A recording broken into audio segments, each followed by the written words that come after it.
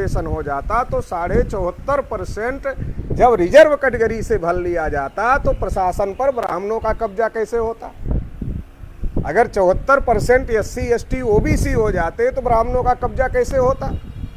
और फिर जब ये सब रिजर्व कैटेगरी हो जाते तो शेड्यूल कास्ट की समस्या, शेड्यूल ट्राइब की समस्या, OBC की समस्या, ये तीनों रिजर्व कैटेगरी हो जाते तो तीनों की समस्या एक जैसी हो जाती, तो तीनों पॉलिटिकली भी इकट्ठा हो जाते तो 74.5% लोग ये एक साथ आ जाते, इनके मुद्दे एक हो जाते, इनके एजेंडे एक हो जाते और ये एकजुट हो जाते राजनीति में। और 15% माइनॉरिटी के लोग हैं, वो पहले से भी साथ दे रहे थे, ज्योतिबा फूले को भी दिए, बाबा साहब को भी दिए, तो वो 15% लोग भी हमारे साथ में खड़े हो जाते, क्योंकि उनको तो आदेश ही है मजलूमों की मदद करो। तो ये बड़ी संख्या, राजनीतिक रूप से भी ये बड़ा ध्रुवीकरण होता तो 3.5% ब्राह्मण लोग इस देश की सत्ता पर काबिज नहीं हो पाते। इसलिए ब्राह्मणों ने इसको रोकने के लिए कई काम किया। ब्राह्मणों ने इसको रोकने के लिए ही OBC को उनका अधिकार नहीं दिया। OBC की दोस्ती ब्राह्मणों से अच्छी है, लेकिन वो दोस्ती घोड़े और घास की दोस्ती जैसी है। घोड़े को जब भूख लगती है तो वो घास को खा लेता है, ऐसे आपकी दोस्ती रहती है, लेकिन जब आपके अधिकार का मामला आता है तो अधिकार के समय में आपकी दोस्ती खत्म हो जाती है, क्योंकि वो आपको बराबरी नहीं देना चाहते। वो बराबरी नहीं देना चाहते। जब आप बराबरी की बात करते हो तब दोस्ती खत्म, जब तक आप बराबरी की बात नहीं करते हो तब तक दोस्ती बनी रहती है। जब आप अपने हक अधिकार की बात करते हो तब दोस्ती खत्म, जब हक अधिकार की बात जब तक नहीं कर रहे हो तब तक दोस्ती बनी हुई है। तो ब्राह्मणों ने क्या किया? ब्राह्मणों ने सोचा कि अगर हम अपने को ब्राह्मण कह के और ब्राह्मण के नाम पर इन लोगों के यहाँ वोट मांगने जाएंगे तो ये हमको वोट कैसे देंगे? क्यों? क्योंकि अगर हम ब्राह्मण कहकर वोट मांगने जाएंगे और हम इनको कहेंगे कि हमने आपको शूद्र बनाया, हमने आपको अछूत बनाया, हमने आपको जंगलों में रहने के लिए मजबूर किया, इसलिए हमें वोट दे दो, तो ब्राह्मण हमको वोट देने वाले, ये लोग हमको वोट देने वाले नहीं हैं। और ये लोग अगर हमको वोट नहीं देंगे तो हम लोग लोकतंत्र में, सत्ता में नहीं जा सकते हैं। तो ब्राह्मणों ने सोचा कि अगर हम लोग ब्राह्मण के नाम पर वोट ना मांगे और हम लोग हिंदू के नाम पर वोट मांगे तो इनका वोट मिल सकता है। तो इसलिए जो ब्राह्मण कभी भी अपने को हिंदू नहीं मानते थे, रामायण ब्राह्मणों ने लिखी, महाभारत ब्राह्मणों ने लिखी, गीता ब्राह्मणों ने लिखी, वेद ब्राह्मणों ने लिखा, पुराण ब्राह्मणों ने लिखा, श्रुति स्मृति सब ब्राह्मणों ने लिखा। ब्राह्मण कभी अपने को हिंदू नहीं मानते थे, इसलिए इतने ग्रंथ लिखे, कहीं पर भी उन्होंने हिंदू लिखा ही नहीं, क्योंकि वो अपने को हिंदू मानते नहीं थे। और जब मुगलों का राज था, मुगलों ने हिंदुओं पर जजिया कर लगाया, तो ब्राह्मणों ने मुगलों का महल घेर लिया और कहा कि हम हिंदू नहीं हैं। दयानंद सरस्वती जो ब्राह्मणों के बहुत बड़े नेता थे, उन्होंने संगठन बनाया, उस संगठन का नाम रखा आर्य समाज। उन्होंने हिंदू समाज उस संगठन का नाम नहीं रखा। और जो उन्होंने किताब लिखा सत्यार्थ प्रकाश, उसमें लिखा कि हम हिंदू नहीं हैं, हम आर्य हैं, ये हिंदू मुगलों के द्वारा दिया गया है। तो ब्राह्मण कभी अपने को हिंदू नहीं मानते थे। लेकिन जब ब्राह्मणों को लगा कि अब देश में लोकतंत्र आ रहा है, देश में सबको वोट का अधिकार मिल रहा है, तो सबको वोट का अधिकार मिल जाएगा अगर, तो ब्राह्मण के नाम पर अलग थलग पड़ जाएगा। तो ब्राह्मणों ने सोचा क्यों ना हम हिंदू बन जाएं और हिंदू बन करके इन लोगों के बीच में जाएं, इन लोगों के गली मोहल्ले में जाएं और इन लोगों के गली मोहल्ले में जाकर इनका वोट मांगे कि तुम भी हिंदू, हम भी हिंदू, गर्व से कहो हम हिंदू।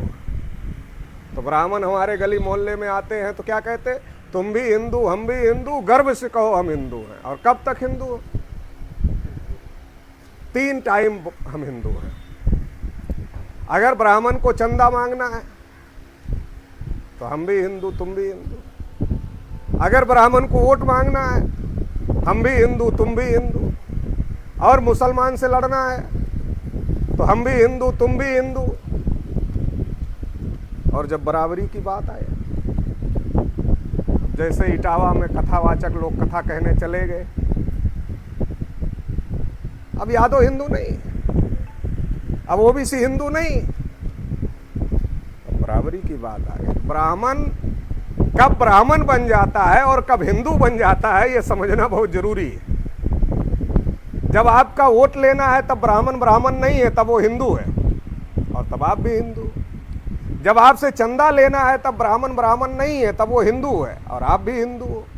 जब आपको मुसलमानों के खिलाफ भड़काना है तब ब्राह्मण ब्राह्मण नहीं है, वो हिंदू है और आप भी हिंदू हो। लेकिन जब आप कहोगे भाई तुम भी हिंदू हो हम भी हिंदू हैं, तो जैसे तुम मंदिर में पुजारी बनते हो वैसे हम भी मंदिर में पुजारी बनना चाहते हैं, तब आप शूद्र हो गए, आप अछूत हो गए, तब वो ब्राह्मण बन गया। तब वो हिंदू नहीं होता है, तब वो ब्राह्मण बन जाता है और आप शूद्र और अछूत बन जाते हैं। ना वो हिंदू रह जाता है और ना उसकी निगाह में आप हिंदू रह जाते हो। हिंदू का प्रकरण खत्म, वो ब्राह्मण हो गया, ओबीसी शूद्र हो गया, अनुसूचित जाति अछूत हो गया।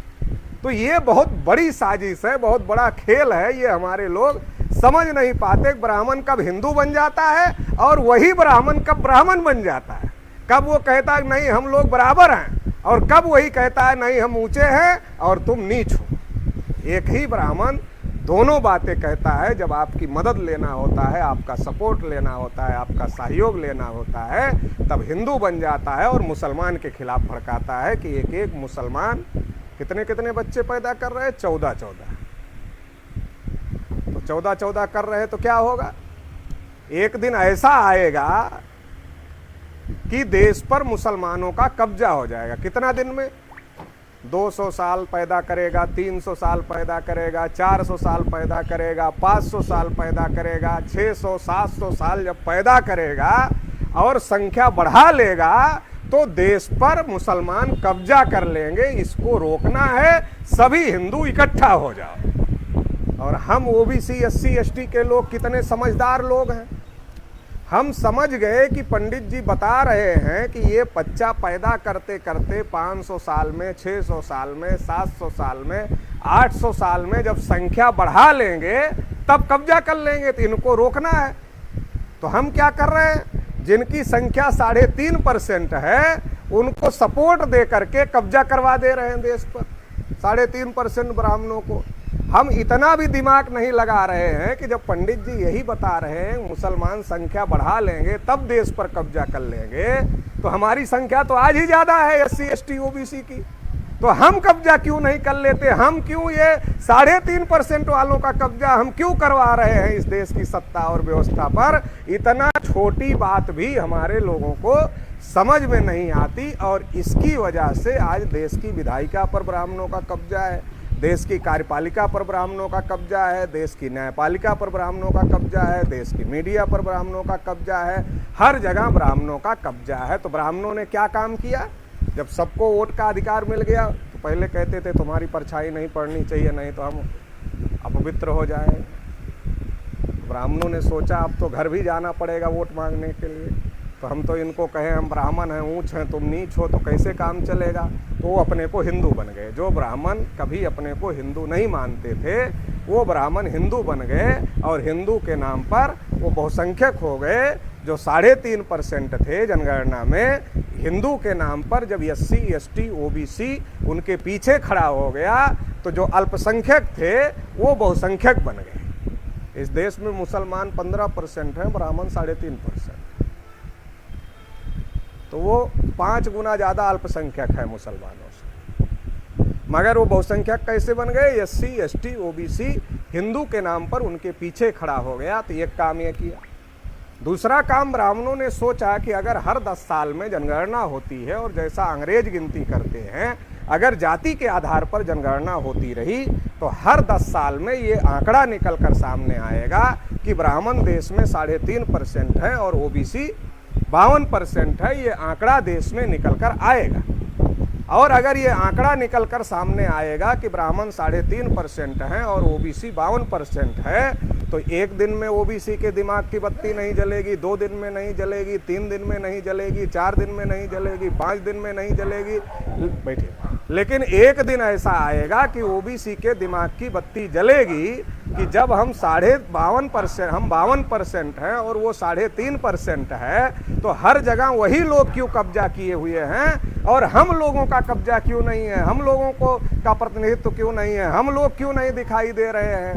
तो अगर ऐसा आंकड़ा आता रहेगा तो एक दिन ऐसा आएगा तो ये जाग जाएगा। तो इसलिए ओबीसी की गिनती रोकना चाहिए। तो ओबीसी की गिनती को रोकने का निर्णय पंडित जवाहरलाल नेहरू, जो उस समय प्रधानमंत्री थे, उन्होंने लिया कि अब जाति आधारित जनगणना नहीं होगी, अब धर्म के आधार पर जनगणना होगी। तो धर्म के आधार पर क्या हुआ, हिंदू के नाम पर जनगणना हुई तो ओबीसी 52% ओबीसी को जनगणना में हिंदू के नाम पर गिन लिया गया। तो हिंदू का नेता ब्राह्मण है तो वो ब्राह्मण बहुसंख्यक जनगणना में हो गया कि इतना % हिंदू है। जब ब्राह्मण के साथ कोई भेदभाव होता है तो वो नहीं कहता नहीं ब्राह्मण के साथ हो रहा, वो कहता करोड़ों हिंदुओं का अपमान है, करोड़ों हिंदुओं का अपमान है। तो ये करोड़ों हिंदू कैसे हो जाते हैं, वो जनगणना में हम लोगों को ओबीसी को ओबीसी के नाम पर ना गिनकर हिंदू के नाम पर गिन लिया गया, और हिंदू के नाम पर ब्राह्मण के साथ गिन लिया गया, और ब्राह्मण के साथ जब हिंदू के नाम पर गिन लिया गया तो जो हम 52% लोग हैं, हमारा मामला, हमारा जो खाता था वो खुला नहीं, हमारा अकाउंट नहीं खुला। मान लो हमारे पास 52 रुपया है, आपके पास 3.5 रुपया है, तो 3.5 वाले के अकाउंट में 52 वाले को जमा कर दिया गया और हमारा अकाउंट ही नहीं खुला, तो हमारे पास कुछ भी नहीं बचा। तो दूसरा काम ये किया गया। तीसरा काम ये किया गया कि ब्राह्मणों ने सोचा कि एक पार्टी कांग्रेस है,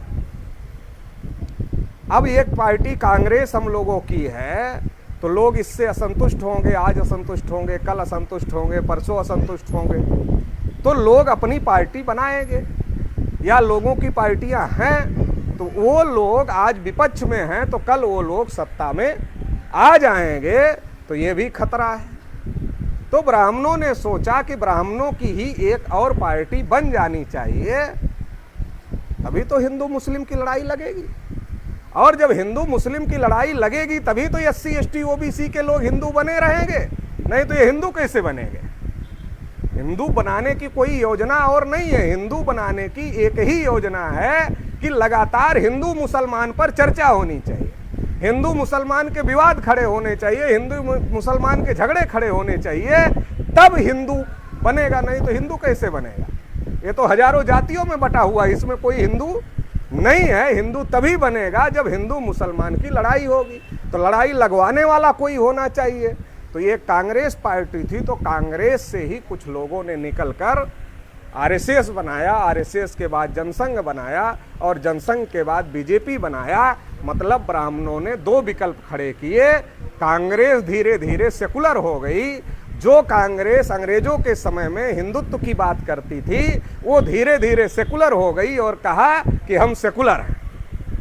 और RSS ने जनसंघ बनाया, जनसंघ और BJP ये कम्युनल हो गई कि हम हिंदुत्व के पैरोकार हैं। तो ये 2 हो गए, दोनों ब्राह्मणों के हो गए।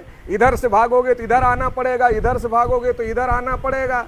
और फिर ब्राह्मणों ने सोचा, ब्राह्मणों ने ये भी सोचा कि ये जो बराबरी की विचारधारा की बात करने वाले लोग हैं और जो गैर बराबरी से पीड़ित लोग हैं, तो जब सब कुछ हम लोगों के पास में रहेगा तो जिनके पास नहीं है वो कोई पार्टी बना सकते हैं, लड़ाई लड़ने के लिए तैयारी कर सकते हैं, और जब वो कोई पार्टी बना सकते हैं, लड़ाई लड़ने के लिए तैयारी कर सकते हैं, तो वो दुनिया में बराबरी के लिए जो विचारधारा है वो मार्क्स की विचारधारा है, कम्युनिस्ट विचारधारा है। तो कहीं उसको पकड़कर कोई पार्टी ये बहुजन समाज के लोग, मूल्यवासी समाज के लोग ना बना ले, तो उनको पकड़कर कोई पार्टी ना बना ले, तो ब्राह्मणों ने सोचा उस पर भी हम ही लोग कब्जा कर लेते हैं। तो कम्युनिस्ट पार्टियां भी ब्राह्मणों ने बनाई, और तब से लेकर आज तक ब्राह्मणों के पास ही उनका नेतृत्व रहता है, किसी दूसरे के पास उसका नेतृत्व नहीं रहता है।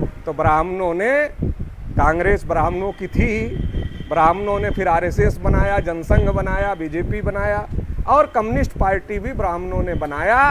3 धड़ा ब्राह्मणों ने बनाया, और SC ST OBC को हिंदू के नाम पर ब्राह्मणों ने एकजुट करने का काम किया। तो ये काम ब्राह्मणों ने क्यों किया कि लोकतंत्र लागू हो गया, सबको वोट का अधिकार मिल गया। जब हमारी संख्या 3.5% है तो हम 3.5% लोग देश पर राज नहीं कर सकते अपने वोट से। तो हमें इनका वोट सपोर्ट लेना है। किनका वोट सपोर्ट लेना है? जिनको हजारों साल से कहा तुम अछूत हो, जिनको हजारों साल से कहा तुम शूद्र हो, जिनको हजारों साल से कहा कि तुम हमारा बर्तन छूने लायक नहीं हो, तुम्हारी परछाई अगर पड़ जाए तो हम अपवित्र हो जाते हैं। इनका सपोर्ट, इनका वोट लेना पड़ेगा, क्योंकि अब इनको भी वोट का अधिकार मिल गया है। तो इसके लिए ब्राह्मण हम लोगों के गली मोहल्ले में आकर तुम भी हिंदू हम भी हिंदू, गर्व से कहो हम हिंदू हैं, ये करने लगे। तो एक तो ये काम किया। ओबीसी का आरक्षण इसीलिए रोका, ओबीसी का अधिकार इसीलिए रोका कि अगर इनको 52% मिल गया तो ब्राह्मण का कब्जा कैसे होगा।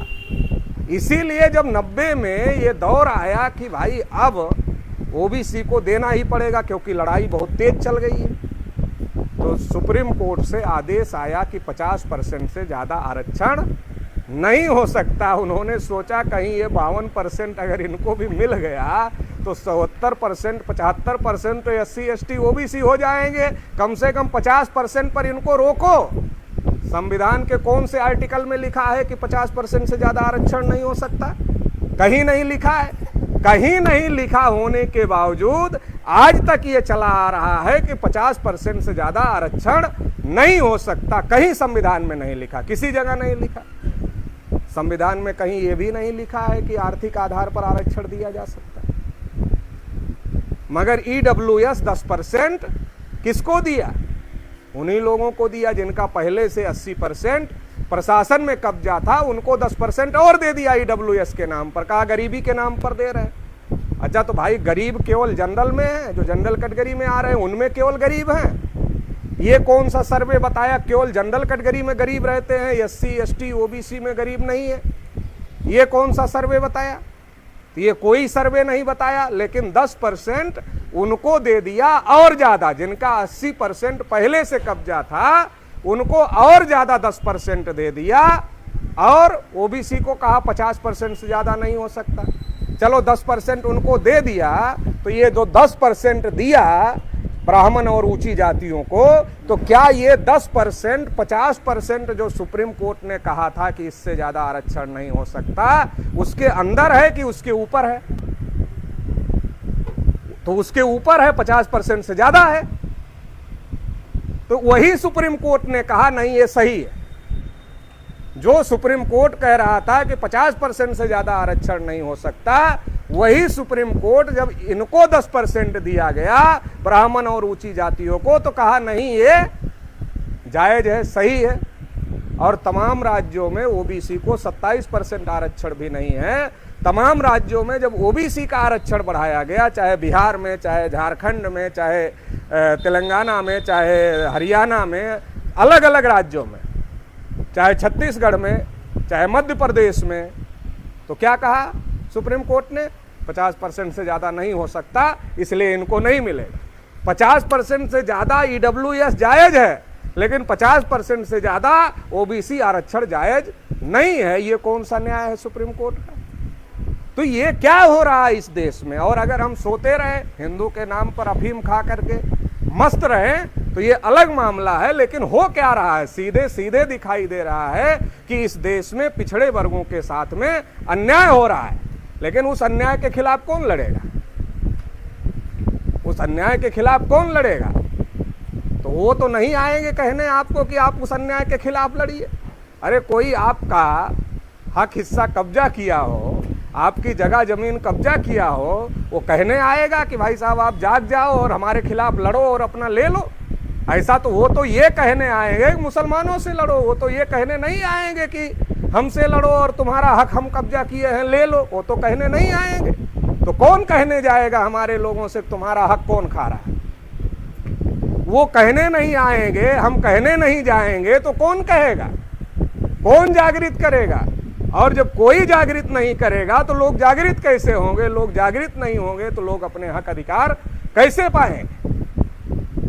तो ये हम लोगों की जिम्मेदारी है। हम लोगों को ये तय करना है कि हम लोग अपने समाज के लोगों को जागृत करने का काम करें। और अगर हम लोग नहीं करेंगे तो वो तो जागृत करने का काम नहीं कर रहे हैं, वो तो मूर्ख बनाने का काम उनके पास में है, क्योंकि आपकी मूर्खता का फायदा वो उठा रहे हैं। आपकी मूर्खता का फायदा उठा रहे हैं ना, वो जबरदस्ती थोड़े कर रहे हैं। नहीं आप बच्चा पैदा कर रहे हो तो नाम हमसे पूछ के रखो। वो जबरदस्ती आज की तारीख में नहीं कर सकते ना कि आप घर बना रहे हो तो गिरा प्रवेश हमसे कराओ।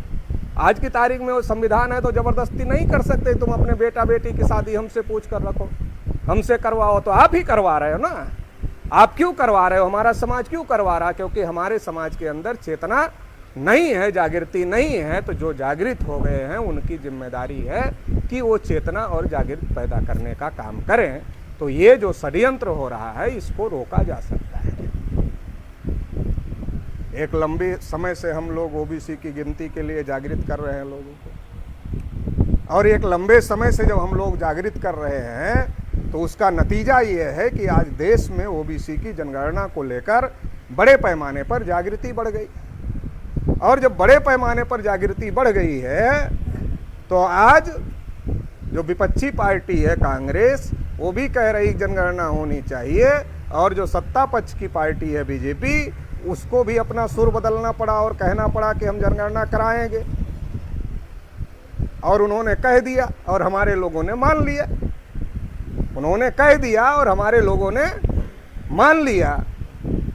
जो 75 साल से नहीं कराए उन्होंने कह दिया और हमारे लोगों ने मान लिया। क्योंकि हमारे लोगों को हल्दी लगाने की जरूरत नहीं होती, ये हल्दी देखकर ही पीले हो जाते हैं। दूर से दिखा दो बस पीले हो गए, इनको लगाने की जरूरत नहीं पड़ती है। तो उन्होंने कह दिया और हम लोगों ने मान लिया। अब तो हमको लोग कहते हैं अब जनगणना के लिए अभियान चलाने की क्या जरूरत है, अब तो वो लोग कह दिए कि कराएंगे। तो ऐसे तो 2011 में कांग्रेस ने भी कहा था कराएंगे, तो कराया क्या? कांग्रेस ने भी नहीं कराया। और अब ये लोग कह रहे हैं, जब इन लोगों ने कहा तो हम लोगों ने कहा तारीख घोषित करो, तो तारीख घोषित किया। कब की घोषित किया? 2027 की तारीख घोषित किया। 27 में शुरू होगा, तब तक बिहार का चुनाव, बंगाल का चुनाव, कई राज्यों का चुनाव, यूपी का चुनाव और कई राज्यों का चुनाव निकल जाएगा। और 27 में शुरू होते होते और खत्म होते होते 29 का लोकसभा चुनाव आ जाएगा। और वो सारा चुनाव करने के बाद में करना है कि नहीं करना है, क्या कर सकते? अभी नरेंद्र मोदी के हनुमान जो चिराग जी हैं बिहार के, कहते ना हम नरेंद्र मोदी के हनुमान हैं, उन्होंने कहा जनगणना किया जाए लेकिन आंकड़े घोषित ना किया जाए। तो इससे क्या पता चल रहा है कि साजिश, अंदर अंदर साजिश की पूरी तैयारी हो चुकी है। आरएसएस की जो मीटिंग हुई उसमें यह कहा गया कि जनगणना होनी चाहिए लेकिन उसका पॉलिटिकल उपयोग, राजनीतिक फायदा नहीं उठाना चाहिए किसी को। तो ये सारा प्लान है कि ये जो आंदोलन चल रहा है ओबीसी को जगाने का, जनगणना का, कि देश में जानवरों की गिनती हो रही है, कुत्तों की हो रही है मगर ओबीसी की नहीं हो रही है, हिजड़ों की हो रही है मगर पिछड़ों की नहीं हो रही है। तो ये तो हल्दी देखकर पीले होने वाले लोग हैं। जब हम घोषित कर देंगे तो ये अपना अभियान भी रोक देंगे और हमको वोट भी दे देंगे, हम सरकार भी बना लेंगे और बाद में हमको जो करना है वो कर लेंगे इनके साथ धोखाधड़ी। तो ये बड़ी साजिश का मामला है। इसलिए जो गजट निकाला गया, गजट पढ़ा होगा आप में से कुछ लोगों ने, सब में तो नहीं पढ़ा होगा क्योंकि हमारे लोग इतने जागृत नहीं हैं, ओबीसी समाज के लोग इतने जागृत नहीं है, ये तो सोए हुए लोग हैं। इनको तो हम पूछते रहते मंडल कमीशन की किताब पढ़ा क्या, तो पढ़ा ही नहीं। जैसे हम तो ऑक्सफोर्ड यूनिवर्सिटी की कोई किताब पूछ रहे हैं, अरे भाई मंडल कमीशन की किताब पूछ रहे हैं जिससे आपको आरक्षण मिलता है, तो देखा ही नहीं, पढ़ने की तो बात ही नहीं है। लेकिन गजट जो भारत सरकार ने निकाला वो सोशल मीडिया में आप लोगों ने देखा होगा, उसमें कहीं नहीं लिखा गया कि जाति जनगणना हो। तो धोखेबाजी होना क्या है, वो तो हो चुकी है। सेंसस एक्ट जो 1948 है उसमें बदलाव नहीं किया गया, उसमें ये शामिल नहीं किया गया कि जनगणना जाति के आधार पर होगी। तो धोखेबाजी तो तय है। और अगर सरकार ईमानदार ही होती आपके लिए, जब भेड़िया बूढ़ा हो जाता है तो ढोंग करता है, दिखावा करता है कि हम शाकाहारी हो गए, तो जो भोला भाला जानवर है जंगल का वो क्या सोचता है, बेचारा भेड़िया अब तो शाकाहारी हो गया, उसके पास खाने को कुछ नहीं है बेचारे के पास में, चलो उसको कुछ देकर आते हैं। तो जब वो दया करके भेड़िए के पास जाता है कि भेड़िया शाकाहारी हो गया है, तो भेड़िया उसको ही खा जाता है। तो ऐसे हमारे ओबीसी के भोले भाले लोग हैं, तो आरएसएस बीजेपी के भेड़िए जो ओबीसी का हक अधिकार खाना चाहते हैं, उन्होंने तय किया कि शाकाहारी बनने का ढोंग करना है। ये हमारे खिलाफ जा रहे हैं। तो शाकाहारी बनने का ढोंग करना है, तो उन्होंने हल्ला मचाना शुरू किया। हम ही तो चाहते हैं जाति जनगणना होनी चाहिए, हम ही तो इनको अधिकार देना चाहते हैं। तो ढोंग मचाना क्यों शुरू किया कि हमको लोगों को पता चल जाए कि हम शाकाहारी हो गए हैं, तो लोग हमारे पास आ जाएंगे। अगर ये ईमानदार हैं तो चलो जब जनगणना होगी, जब आंकड़े आएंगे तब आएंगे। 52% तो मंडल कमीशन ने बताया है ना। तो 50% का जो कानून है जिसकी वजह से ओबीसी 27% पर और कई राज्यों में 27% भी नहीं मिल रहा है, उस पर रुका हुआ है। तो ये कानून लेकर आए कि ये जो 50% की आरक्षण सीमा है इसको खत्म करते हैं, और ओबीसी 52% अगर मंडल कमीशन ने बताया है तो 52% ओबीसी को रिजर्वेशन देते हैं। अगर ईमानदार हैं तो ये काम करना चाहिए, मगर ये नहीं करना है। ये करने से तो आपको अधिकार मिल जाएगा। केवल हल्ला मचाना है कि हम जनगणना करेंगे, जनगणना करेंगे, जनगणना करेंगे, ताकि हमारे लोग गुमराह होकर के उनके साथ में जाएं और वो चुनाव जीत जाएं। और बाद में नहीं करेंगे, बाद में नहीं करेंगे तो आप क्या कर लोगे? तो आप बहुत गुस्सा हो जाओगे। तो आप कितना गुस्सा हो जाओगे? जैसे 2014 में कांग्रेस से गुस्सा हो गए थे।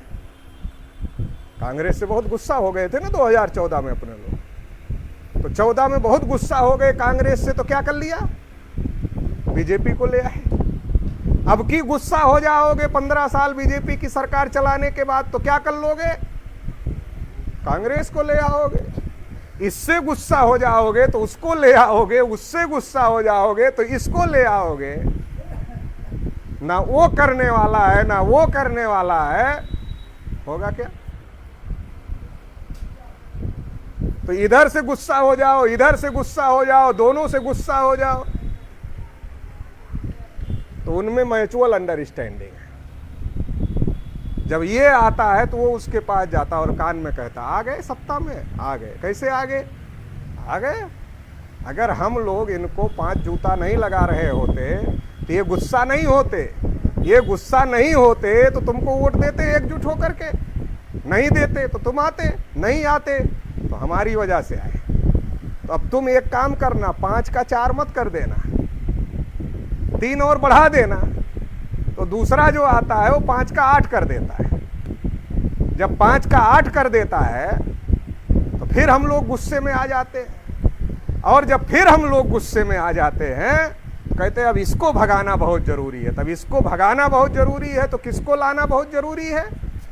जो पहले 5 लगा रहा था उसको लाना जरूरी है, क्योंकि अब ये 8 लगा रहा है। तो अब 8 वाले से गुस्सा हो गए हैं तो 5 वाले को लाना जरूरी है। तो 5 वाला आ जाता है तो 8 वाला उसके पास जाता। तुम्हारे कहने से 3 जूता बढ़ाया था तब तुम सत्ता में आ गए, ये लोग गुस्सा हो गए। ऐसा करना, 8 का 7 मत कर देना, आपकी 2-3 और बढ़ा देना। तो ये हमारे जूते बारी बारी से बढ़ रहे। और इलेक्शन आता तो हमारा आदमी जाता है, SC ST OBC 85 की विचारधारा समझाने वाला। अरे भाई साहब, हम भी खड़े हैं, 85% की पार्टी हमारी, ये भाई साहब संगठन हमारा, ये भाई साहब वोट देना। अरे अभी चुप रहो भाई, बहुत गुस्से में हम हैं। अरे किससे गुस्से में है? अरे इस सरकार से बहुत गुस्से में है। तो क्या करना है? अभी परिवर्तन करना, अभी इस इलेक्शन में बात मत करना, बिल्कुल बात मत करना, अभी इसको भगाना है किसी भी स्थिति में। अच्छा ठीक है भाई साहब, हाँ अगली बार आपको देखेंगे। अच्छा ठीक है भाई साहब। तो गुस्से में उसको भगा दिया, अपने को मजबूत नहीं किया, फिर उसने जूता बढ़ा दिया अगली बार। फिर वो आया बहुजन समाज वाला कैंडिडेट। भाई साहब, पिछली बार आपने कहा था कि आप बहुत गुस्से में थे, बदलना चाहते थे, आपने अगली बार देखने के लिए कहा था, तो भाई साहब फिर आ गए। अरे अभी चुप रहो, ये तो और ज़्यादा गड़बड़ कर रहा है, इससे हम और ज़्यादा गुस्से में हैं, अभी इसको हटाना है तो फिर उसको लाना है। तो ये भाई साहब जो बहुजन समाज वाला है, इसका नंबर ही कभी नहीं आता जो 85-90 की बात करता है, जो आपके हक अधिकार की बात करता है, उसका नंबर ही नहीं आता है, आपका विकल्प खड़ा ही नहीं होता है। आप गुस्से में ब्राह्मण के एक विकल्प को एक बार और दूसरे विकल्प को एक बार लाते हो। इसीलिए काशीराम साहब कहते थे कि एक सांपनाथ है और एक नागनाथ है, वही स्थिति बनी हुई है। एक 5 जूता मारता है, एक 8 जूता मारता है। तो हम बारी बारी से गुस्से में आकर एक बार सांपनाथ, एक बार नागनाथ, फिर सांपनाथ, यही खेला देश में चल रहा है। और इसलिए देश में ओबीसी, एससी, एसटी के साथ में अन्याय अत्याचार बढ़ गया है और इसलिए उनको कोई हक अधिकार नहीं मिल रहे। आज सब लोग आरक्षण की बात कर रहे हैं, सब लोग संविधान की बात कर रहे हैं, लेकिन देश में एक एक चीज बेची जा रही है। 90 में मंडल कमीशन लागू हुआ और 90 में ही कांग्रेस की सरकार थी, न्यू इकोनॉमिक पॉलिसी आई, निजीकरण, भूमंडलीकरण, उदारीकरण, सरकारी संपत्तियों को प्राइवेट हाथों में देने का, पूंजीपतियों के प्रति उदार रवैया अपनाने का, उनको सस्ती जमीन देने का, फ्री की जमीन देने का, उनको लोन देने का और उनका लोन वो जमा ना कर पाए तो माफ करने का, ये सारी पॉलिसी 90 में लाई गई। और आज नरेंद्र मोदी उस पर बहुत जोर शोर से अमल कर रहे हैं। एक भी चीज सरकारी नहीं बचनी चाहिए, कसम खा लिया है मोदी जी ने कि एक भी चीज सरकारी नहीं बचनी चाहिए। अब सरकारी नहीं बचेगी और एक तरफ सब प्राइवेट और दूसरी तरफ भाषण हो रहा है क्या, जिसकी जितनी संख्या भारी उसकी उतनी हिस्सेदारी, सबको आरक्षण मिलना चाहिए।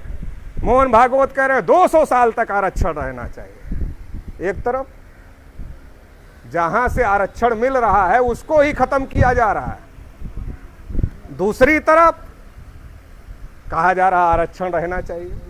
अरे भाई, जब सरकारी जगह आरक्षण मिलता है, जब सरकारी जगह ही कुछ नहीं बचेगी तो आरक्षण कहां रहेगा?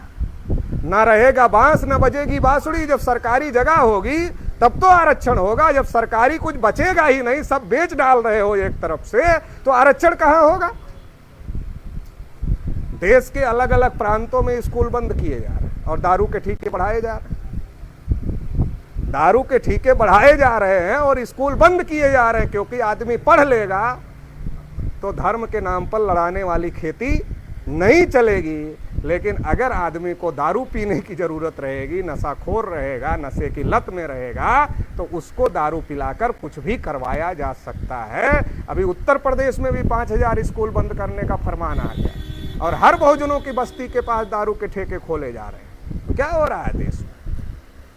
देश में एससी, एसटी, ओबीसी की पढ़ाई लिखाई से लेकर के, हक अधिकार से लेकर के सब कुछ चौपट करने का काम किया जा रहा है। सारी सरकारी चीज बेचने का काम किया जा रहा है। ना रहेगा बांस, ना बजेगी बांसुरी, ना रहेगी सरकारी जगह, ना मिलेगा किसी को आरक्षण। फिर नेता भाषण करेगा, भाजपा वाला भी, कांग्रेस वाला भी, आरक्षण सबको मिलना चाहिए, इतना मिलना चाहिए, उतना। उसको पता है जीरो कर दिया है हमने। अब हम जीरो में कह रहे हैं कि इसको इतना मिलना चाहिए, उसको उतना मिलना चाहिए, उसको उतना मिलना चाहिए। अरे भाई, ईमानदार हो, अगर सबको देना चाहते हो तो निजी क्षेत्र में भी आरक्षण की बिल लाओ और प्राइवेट में भी सबको आरक्षण लागू करो। अगर इसी बात पर उतारू हो गए हो कि अब सरकारी कुछ नहीं बचेगा तो निजी क्षेत्र में तो आरक्षण की बिल लाओ और निजी क्षेत्र में आरक्षण की बिल लाकर आरक्षण सबको संख्या के अनुपात में निजी क्षेत्र में भी लागू करो। तो ये पता चलेगा कि आपका इरादा बदल गया है और आप ईमानदार हो रहे हो, ये पता चलेगा।